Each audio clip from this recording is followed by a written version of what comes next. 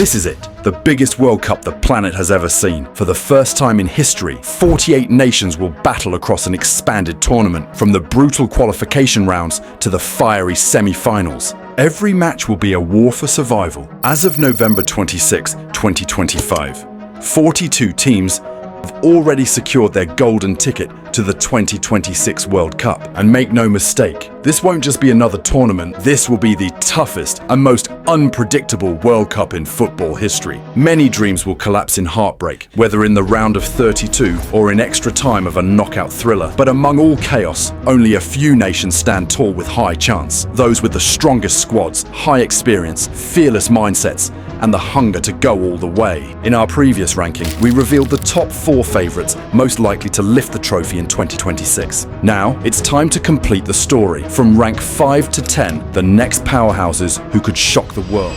The world is watching the lights shine bright. One trophy, one chance, one endless fight. Heroes will rise, legends will fall. Who will stand when we've seen it all? So, get ready to find out whether your country made it into the ranking or not. Let's get started.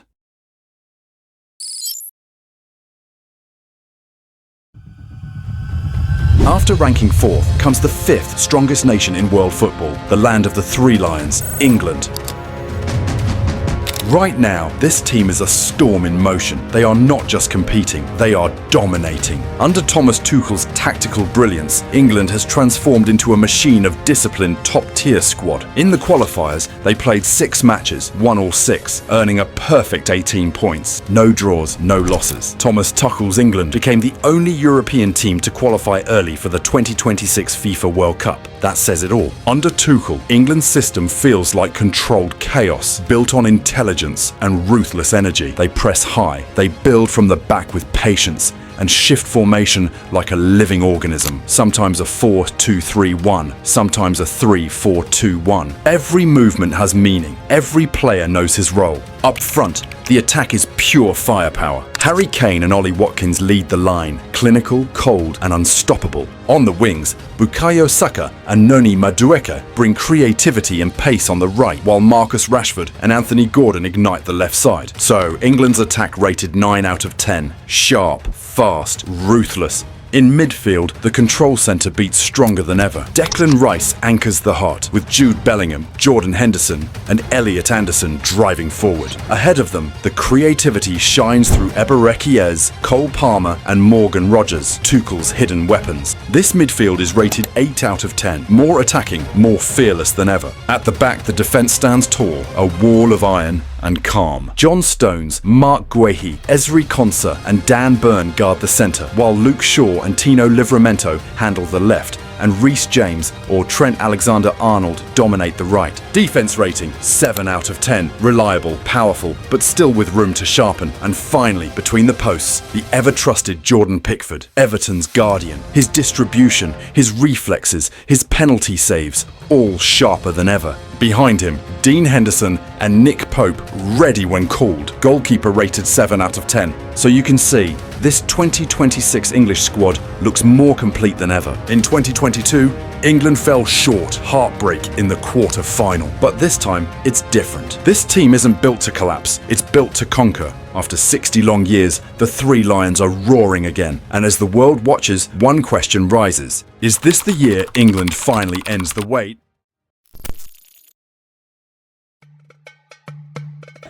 After England, at rank number 6, stands the Oranje, the Netherlands. According to FIFA's latest rankings, the Netherlands proudly hold the 6th position. That clearly proves their steady return among football's elite. The Netherlands has never won the FIFA World Cup. From Johan Cruyff's golden era in the 1970s to the 2010 final heartbreak against Spain and the dramatic penalty exit to Argentina in 2022, their story has always been one step away from ultimate glory. Yet under Ronald Koeman's renewed leadership, the Dutch are rebuilding with discipline and determination. They are ready to rise once more. Under Koeman's guidance, the Netherlands have become a symbol of tactical flexibility and mental strength. Their formation changes fluidly between a 4-3-3 and a 3-4-1-2, balancing defense with creativity. Every pass is purposeful and every movement designed. In the 2026 World Cup qualifiers, they are currently in the first position of Group G, with 5 wins, 1 draw, and 16 points, showing dominance and stability. And at the heart of it all stands their captain, Virgil van Dijk, a leader who is committed to guiding the national team until at least the 2026 World Cup. For him and for this generation, this could be the final chance to achieve what no Dutch side ever has, because the squad feels so good. In attack, the Netherlands possess both flair and efficiency. Memphis Depay and Wout Weghorst lead the line, a combination of strength and sharp finishing. On the wings, Cody Gakpo and Justin Kluivert bring pace and unpredictability on the left, while Donyell Malen and Xavi Simons light up the right with creativity and control. It's an attack that blends youth and experience, elegant, explosive, and unforgiving. Their attack got an 8 out of 10 rating for power and precision. Then in midfield, the Dutch remain calm and calculated. Jurdy Schouten and Ryan Gravenberch anchor the play with balance and composure. Ahead of them, Frenkie de Jong, Teun Koopmeiners, and Tijani Reinders link defense to attack, maintaining the rhythm and structure. And Xavi Simons often plays as the creative force, Koeman's secret architect, turning control into chances. The midfield, intelligent and versatile, stands at an 7 out of 10 rating for its tactical awareness and fluid playmaking. Defensively, the Netherlands are built on strength and positioning. Virgil van Dijk, Nathan Ake, Stefan de Vrij, and Mickey van der Ven form the core of a backline that combines calmness with aggression. On the flanks, Quilinci Hartman covers the left side with determination, while Denzel Dumfries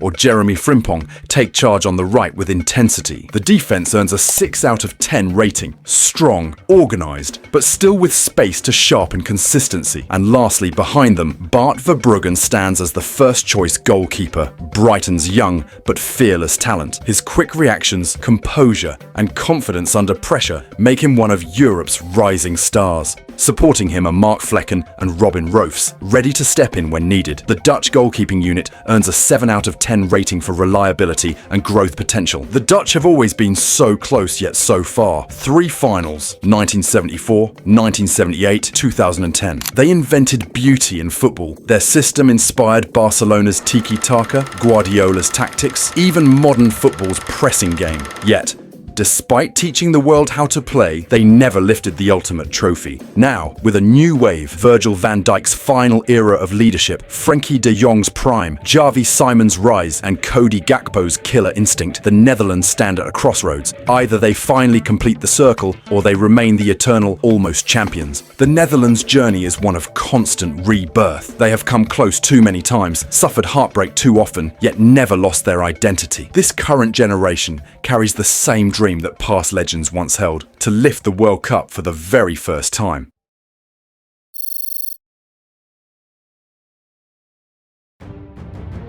Standing tall at number 7 in our ranking is the 5-time world champion, Brazil. 5 trophies, 1 problem.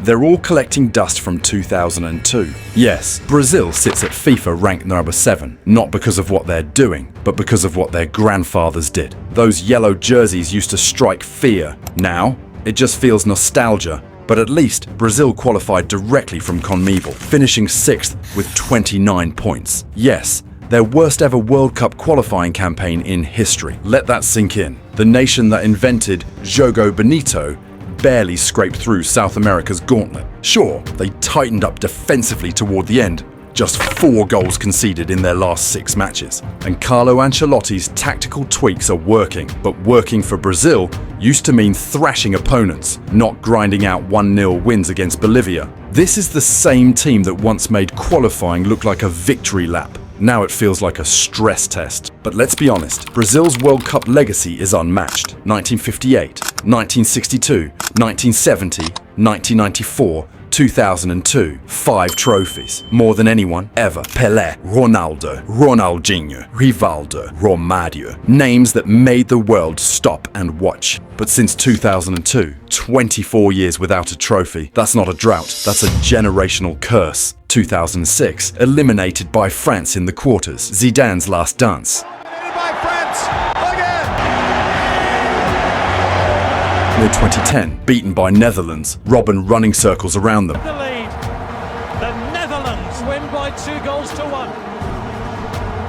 2014, 7-1. We don't talk about it, but we never forget it. 2018, Belgium knocked them out, and in 2022, against Croatia, penalties and heartbreak. And now, 2026 might be the last chance for their golden generation. It will be Neymar's final World Cup, just like Ronaldo and Messi's last 2026. Everyone putting huge exceptions for Brazil. Other side, Carlo Ancelotti has done something radical. He made Brazil boring, and honestly, it might be exactly what they need. Formation 4-3-3, with the philosophy of compact defending, controlled build-up, and explosive transitions. It's the most structured Brazil has looked in 2 decades. So, the question comes, is that structure strong enough to beat the best teams? Yes, it is, because just take a glimpse of this squad. Their goalkeeper Edison, same as usual, commanding and reliable. Other 2 choices are Bento and John Victor. Then the defense core, Marquinhos, Éder Militão, Gabriel Magalhães. And fullbacks, Danilo, Alexandro and Caio Henrique. Adding depth, Fabrício Bruno, Wesley, Paulo Henrique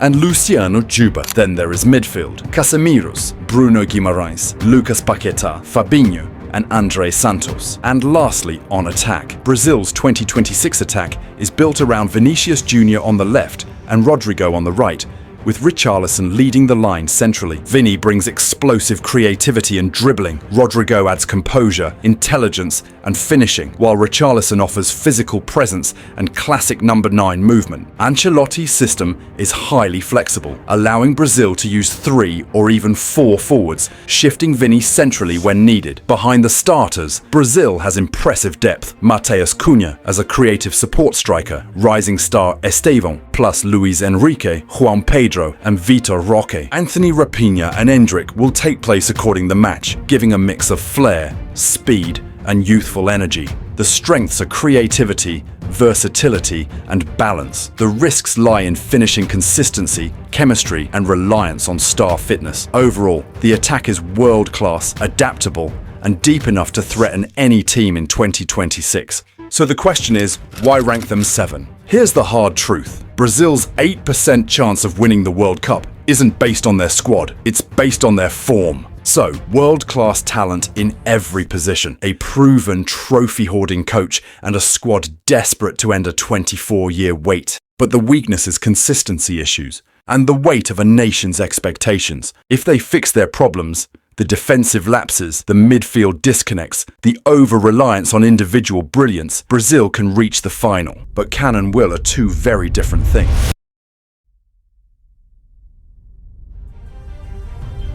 Securing the 8th position in our rankings is the perennial overachiever, Croatia. Croatia sits at FIFA rank 11, a figure that understates their knockout prowess. Croatia earned their 2026 berth through UEFA qualifiers, topping Group L with a display of maturity and tactical nous. Compact in defense, shrewd in midfield, and opportunistic up front. This isn't a Croatia of free-flowing attacks. It's a Croatia of endurance, of strategy, of outlasting the odds. Now, onto their storied past, as Croatia's World Cup journey commands admiration. 1998, 3rd place in their debut, stunning the globe as a new nation. 2018, runners-up, falling to France in the final after epic comebacks. 2022, bronze again, edging Brazil in penalties before Argentina halted their run. A country of just 4 million that's punched above its weight, earning 3 medals in recent decades. Suka, Boban, Modric, who transformed underdog status into enduring legacy. Luka Modric at 40 may bow out, passing the torch under Zlatko Dalic's steady guidance. Setup, often 4-3-3, shifting to 4-2-3-1 for balance. It's the most composed Croatia in a generation, but can composure outmatch raw talent? When breaking down the squad, in goalkeeper position, Dominik Livakovic stands tall, reliable in big moments. Supports include Nedeljko Labrovic and Ivica Ivusic. In defense, Josko Gvardiol and Martin Ehrlich form a robust core. Fullbacks, Borna Sosa, Josip Juranovic and Domagoj Bradaric offer width and defensive cover. Reserves, Duje Kaletakar, Marin Pongratic and Kristijan Jakic bolster the backline with physical edge. Midfield, Luka Modric orchestrates with vision, Mateo Kovacic adds drive, Marcelo Brozovic provides steel. And options, Lovro Major for flair, Nikola Vlasic for energy and Mario Pasalic for versatility. On attack, Andrej Kramaric leads the line, clinical finisher with movement. Ante Budimir and Bruno Petkovic compete for spots. Wings. Ivan Perisic and Luka Ivanusek bring pace. Marco Levaya adds grit. The forward line excels in efficiency and pressing, but questions linger on depth against marathon tournaments. Sure, it will the last World Cup for Luka Modric. That's why this nation's standing on top 10 fans' favourite. Croatia's chance isn't unrealistic, but possible. They have 4.3% chance to lift the trophy.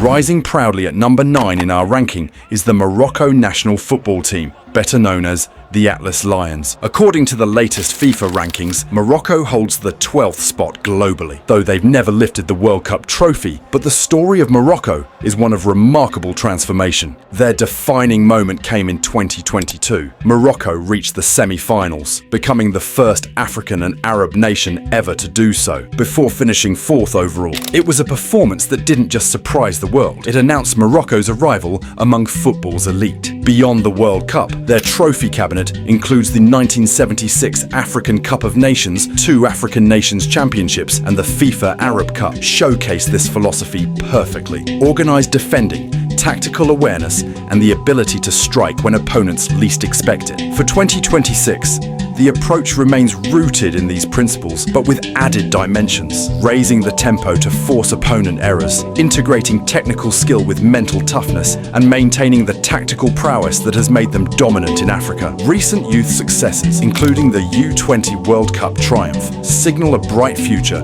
where Morocco can blend experience with emerging talent. Morocco didn't just qualify for the 2026 World Cup, they topped Group E with 24 points and a stunning 20-goal difference, finishing undefeated and becoming the first African nation to secure qualification. And the squad is balanced like before. Morocco's strength lies in its balance across all lines. Under coach Walid Regragui, Morocco has crafted a clear identity. Youssef and Nassiri lead the charge, supported by wingers full of pace and creativity. The attacking unit possesses the firepower to unlock any defense. Then in midfield, the engine room displays calm, composure, and versatility, capable of defending deep or pressing high, depending on the tactical demand. And lastly, defense and goalkeeper, a disciplined backline, marshaled by experienced defenders and protected by goalkeeper Yassine Bounou, offers reliability and resilience under pressure. Captain Achraf Hakimi embodies the modern Morocco, and the weather of 2026 World Cup period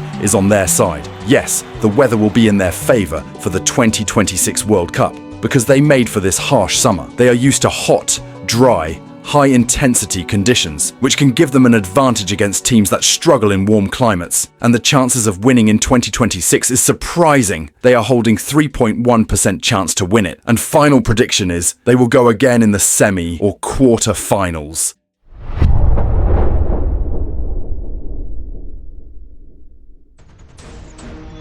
Sliding in at number 10 in our ranking is the land of fjords and frozen miracles, Norway. 0 trophies, 1 hope. They're finally showing up to a World Cup after 28 years of watching from the couch. Yes, Norway sits at FIFA rank 29. Norway qualified directly from UEFA Group Y, topping it with authority and sealing their spot with key wins, including a 4-1 demolition of Italy on their turf. Their first World Cup since 1998, they locked it down at the back, conceding just 3 goals in their last 6 matches. And Ståle Solbakkens tweaks are clicking, and now 2026 might be their breakout party. It'll be Haaland's first World Cup, Ødegaard's too. Everyone's putting massive expectations on these Vikings. On the flip side, Solbakken has done something new. He made Norway organised, and it might be exactly what they need. Formation 4-3-3, with a philosophy of zonal defending, compact shape, and ruthless counters. They often shift to a 4-2, 3-1 for added control. It's the most cohesive Norway has looked since the 90s. Their goalkeeper, Ørjan Nyland, is steady as ever, commanding the box. Backups like Mathias Dingeland and Sander Tangvik add solid depth. Then the defense core, Christopher Ayer, Leo Østigård, Andreas Hansche Olsen. Fullbacks, Marcus Pedersen, Fredrik Bjørken, and Julian Ryerson. Then midfield anchors, Sander Berge, Patrick Berg, Martin Ødegaard pulling strings, Oscar Bob, and Morten Thorsby. And lastly on attack, Norway's 2026 attack is built around Erling Haaland up top, with Antonio Nusa on the left and Alexander Sørloth or Jørgen Strand Larsen as options centrally. Solbakken setup is adaptable, with Ødegaard roaming centrally when needed. Behind the starters, there's depth. Jens Petter Hauge as a versatile winger, Andreas Schjelderup for flair, plus Bård Finne, Ola Solbakken and Veton Berisha. The strengths are star power up front, defensive solidity and momentum. The risks lie in midfield depth, experience under pressure and over-reliance on Haaland's goals. Overall, the attack is lethal, the team hungry and deep enough to surprise in 2026. So the question is, why rank them 10? Even FIFA threw them at 29 position. But here's the truth. Norway's slim chance of winning the World Cup